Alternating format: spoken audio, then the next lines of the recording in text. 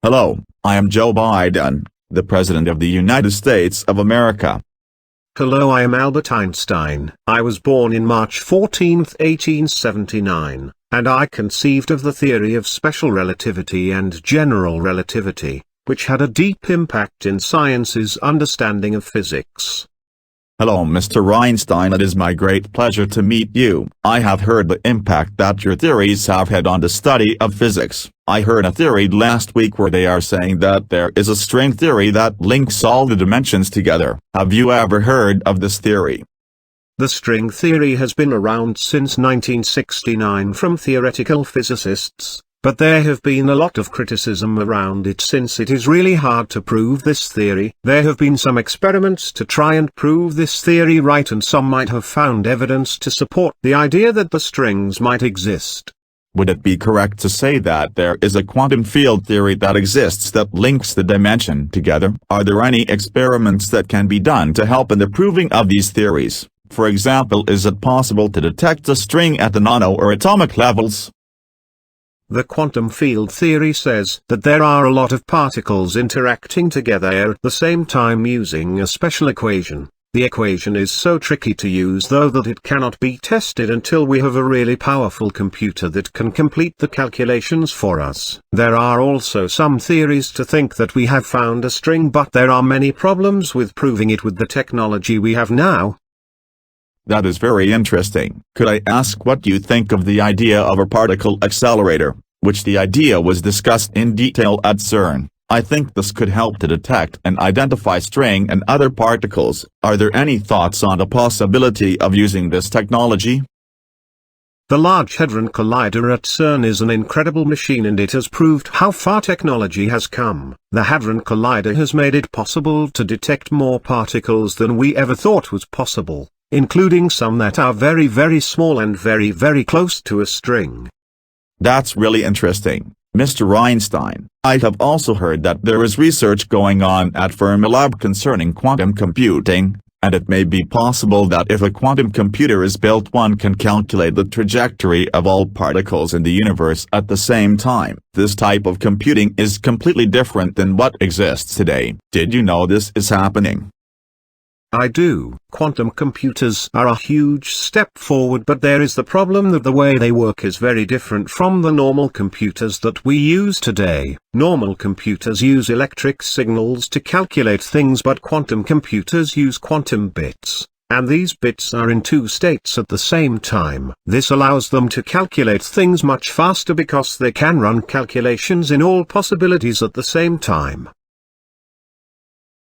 What do you think would be the implication on science if you could compute all particles' trajectories in the universe using a quantum machine? Do you think it would provide a unified theory to the universe that we live in?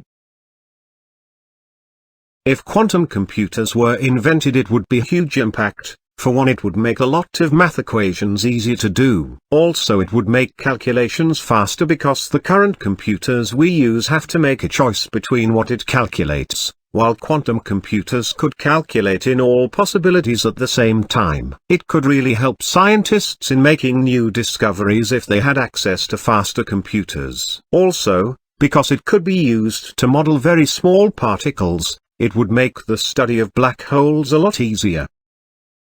That's very interesting, Mr. Einstein. What do you think of the idea that black holes are a portal to alternative universes? Are they actually wormholes in space-time? And do you think it is possible to travel through these wormholes to move at faster than the speed of light across the cosmos? A black hole is a place where the gravity is so strong that not even light, which is the fastest thing in the universe, can escape from it. This makes it hard to understand how a black hole works because we cannot see anything about it. It is a very complicated problem, one that many scientists are working on. They might show that black holes are wormholes that can take you to other universes, but to find this out we need bigger machines and better technology. And, Mr. Einstein, there is an idea that the universe is not infinite in size, but it may be a finite size. If the universe actually was just a finite size with a boundary, Does that mean that it is possible to break the speed of light at some point if one was moving from the edge of the universe toward the center? I know that speed is relative to an observer, but if the boundary of the universe was the observer, would it be possible to break the speed of light near the boundary of the universe? This is a very controversial topic because we cannot make an accurate picture of the beginning of the universe and how it became so big in such a short period of time. We also do not know its boundaries or whether if they even exist. But if they existed, we should be able to measure their effects on the universe by studying how stars move around it. There is still a lot we do not know about the universe. We still have a lot to learn. One of the things that is most fascinating about the universe to me is the way that it works at various different speeds. For example, on Earth and in Earth systems, the speed of light is a finite concept and it is the absolute speed limit of the universe. But when you look at the grand scale of things, we observe that some galaxies are moving away even faster than the speed of light. How does the universe work where these two systems can coexist with the universal speed limit and also different speeds at larger scales? This is a really good question and I'm happy that you asked it. This has to do with the expansion of the universe. You see, the universe is expanding all the time, so everything is getting farther away from each other, even the planets are moving slowly away from the sun all the time. So, because the universe is expanding faster than the speed of light, that means that some galaxies in the universe are moving faster than the speed of light. That is a very good point. But that also raises an interesting question. If the universe is expanding faster than the speed of light, then how is it that it is possible to see any galaxy within the universe since you will never be able to actually reach them? Are they even possible to see, or is the information that they emit arriving to us in such a way that it is no longer bound to the universal speed limit and instead to some other physical constant? That's another very good question. We can still see other galaxies because the light we see from them was released when those galaxies were much closer to us, when it wasn't moving faster than light. As those galaxies move away from us, the light we see from them turns red and the light disappears. So there will be a point at which we cannot see any other galaxies. The light we see from the distant galaxies is also being affected by the universe's expansion. So all galaxies will become smaller and dimmer over time. That is a fantastic answer. Do you think that it is possible to send out information from the other side of the known universe by encoding bits in gravitational waves that will not be limited by the speed of light? Can information travel from one end of the universe to the other faster than the speed of light by encoding bits in waves of gravity if we had a powerful enough gravitational wave generator? That is an amazing question. We can encode bits in gravitational waves and send them from one end of the universe to the other, but there is the problem that gravitational waves become weaker as they travel through space. We have not been able to detect any really weak gravitational waves, but if we find a way to detect such weak gravitational waves, then we can use them to exchange information. That is very interesting. Mr. Einstein, do you think it is possible that information can be encoded in the electromagnetic field? I have read that the electromagnetic field is present everywhere in the observable universe, and some scientists are theorizing that information can be encoded within this field. Some scientists are also studying non-local properties of the quantum field which seem to show that quantum information is not limited by space-time. Would it be possible to encode information in this quantum field? Yes, the electromagnetic field is present everywhere and we can encode information into it. It would be useful to send information using electromagnetic waves because, unlike gravitational waves, those electromagnetic waves do not get weaker as they travel through space. There are many ways we can use the electromagnetic field to send information, but one important way would be to use it to encode information onto radio waves.